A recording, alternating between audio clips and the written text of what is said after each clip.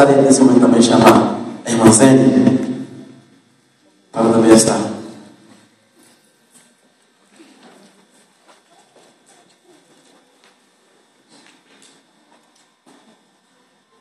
Cumprimento a igreja com a paz do Senhor, amém?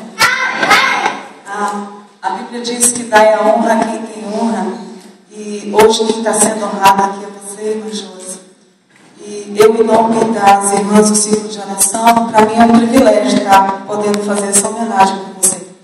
E eu quero trazer à memória quando você começou conosco, veio para somar conosco no círculo de oração. E nós podemos acompanhar o seu crescimento espiritual. Aquilo que Deus foi fazendo na sua vida, o trabalhar de Deus. Você é uma mulher de oração. Você sempre foi muito prestativa. Nunca mediu esforço nenhum para estar nos ajudando. Pagava preço junto com a gente. E eu louvo a Deus pela sua vida, por tudo que Deus fez na sua vida, por tudo que Deus ainda vai fazer na sua vida. Você é uma mulher de oração, você é uma mulher que ora e Deus responde.